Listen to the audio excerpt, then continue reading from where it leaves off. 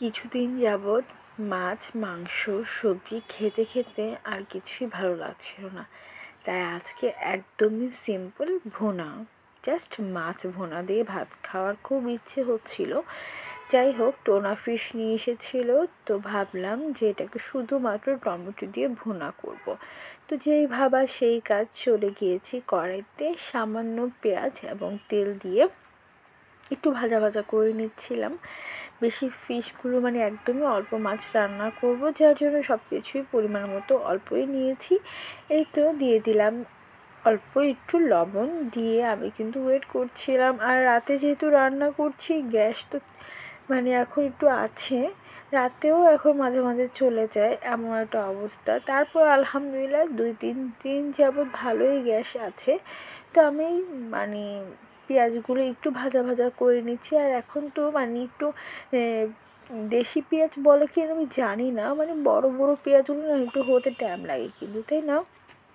তো যাই হোক, আমি কিন্তু 1 চামচের মতো রসুন বাটা দিয়ে দিয়েছি, দিয়ে আরও কিছুক্ষণ এগুলোকে নাড়াচাড়া করে ভেজে নেব, যাতে কাঁচা স্মেলটা চলে যায়।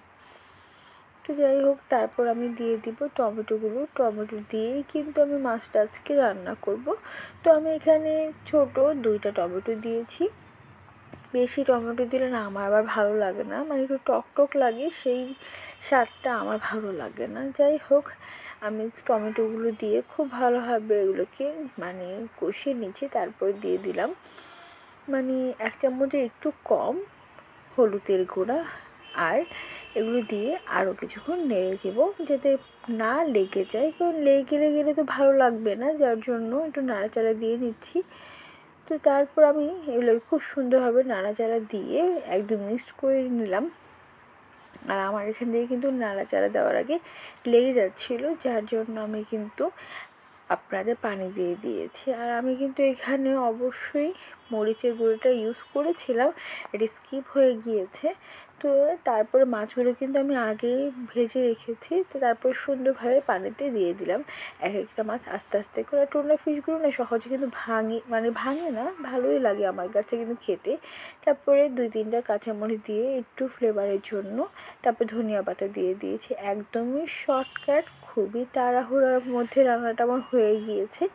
এবং ধনিয়া পাতা দিয়ে আমি আর কিছুক্ষণ রাখবো, যাতে ঝোলটা সুন্দরভাবে মাছের মধ্যে ঢুকে যায়।